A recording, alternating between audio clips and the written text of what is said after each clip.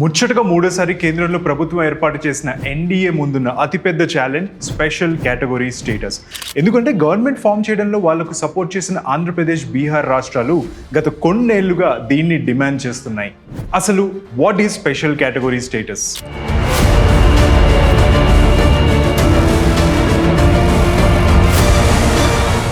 చాలా మంది special category status, special status రెండు ఒకటే అని అనుకుంటారు.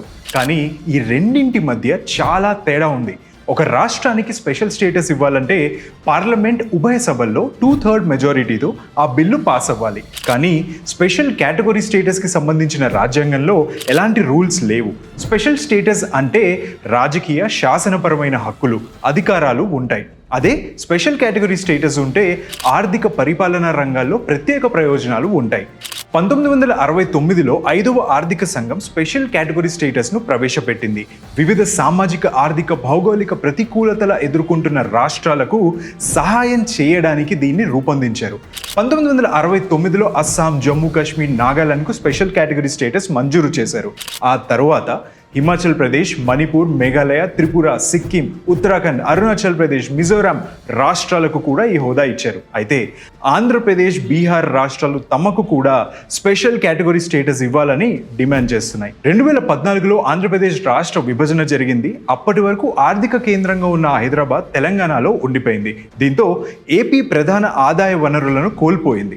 ఈ నష్టాన్ని పూడ్చేందుకు రాష్ట్రానికి స్పెషల్ కేటగిరీ స్టేటస్ ఇస్తామని అప్పటి యూపీఏ గవర్నమెంట్ విభజన హామీల్లో భాగంగా ప్రకటించింది. కానీ 2014లో కేంద్రంలో ప్రభుత్వం మారిన తర్వాత పరిస్థితులు కూడా మారాయి.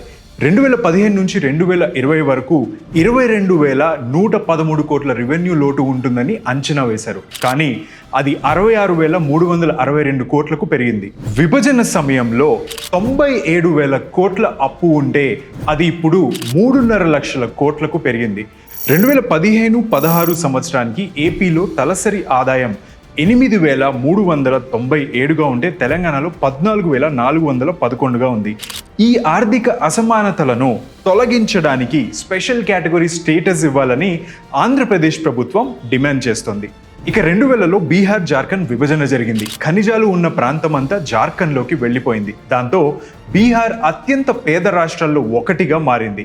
గతేడాది వచ్చిన సోషియో ఎకనామిక్ డేటా రిపోర్ట్ ప్రకారం బీహార్ జనాభాలో 34.13% మంది పేదరికంలో ఉన్నారు. వాళ్ళంతా నెలకు 6,000 కంటే తక్కువే సంపాదిస్తారు. దాదాపు 52% మందికి ఆరోగ్యం, విద్య మరియు జీవన ప్రమాణాలు లేవు. అందుకే ఈ రాష్ట్రం వాళ్ళు కూడా స్పెషల్ కేటగిరీ స్టేటస్ కోరుతున్నారు. ప్రత్యేక హోదా కోసం మాకు కావాలి అని ఫైట్ చేస్తున్నారు. అసలు దీనివల్ల కలిగే లాభాలేంటి? సాధారణ రాష్ట్రాలతో పోలిస్తే ప్రత్యేక హోదా ఉన్న రాష్ట్రాలకు ప్రయోజనాలు ఎక్కువగానే ఉంటాయి. కేంద్రం రాష్ట్రాలకు ఇస్తున్న నిధుల్లో 30% నిధులను మొదట ఈ రాష్ట్రాలకే పంచుతారు. ఆ తర్వాత మిగిలిన 70% నిధులను ఇతర రాష్ట్రాలకు కేటాయిస్తారు. ఇక స్పెషల్ కేటగిరీ స్టేటస్ ఉన్న రాష్ట్రాలకు కేంద్ర ప్రభుత్వం నిధులు 90% గ్రాంట్లుగాను, 10% అప్పులుగాను కేటాయిస్తాయి. గ్రాంట్లుగా ఇచ్చిన నిధులు ఆ రాష్ట్రాలు తిరిగి చెల్లించాల్సిన అవసరం లేదు. అప్పుగా ఇచ్చిన నిధులను మాత్రం తిరిగి చెల్లించాల్సిందే.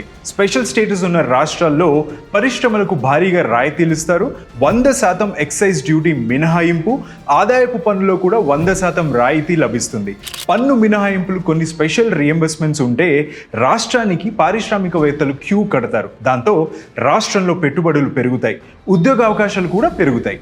ఆయా రాష్ట్రాల్లో వస్తువుల ధరలు కూడా తగ్గుతాయి. అయితే విదేశాలతో సరిహద్దులు ఉండి వ్యూహాత్మకంగా ప్రాధాన్యం ఉన్న రాష్ట్రాలు, పర్వత ప్రాంతాలు, రవాణా సౌకర్యాలు లేని ప్రాంతాలు, ఆర్థిక వనరులు సొంతంగా ఉన్నప్పటికీ ఆర్థికంగా వెనుకబడిన రాష్ట్రాలు, జనసాంద్రత తక్కువగా ఉండి గిరిజనులు ఎక్కువగా ఉన్న రాష్ట్రాలు, సరైన మౌలిక సదుపాయాలు లేని రాష్ట్రాలకు ఈ హోదా ఇస్తారు.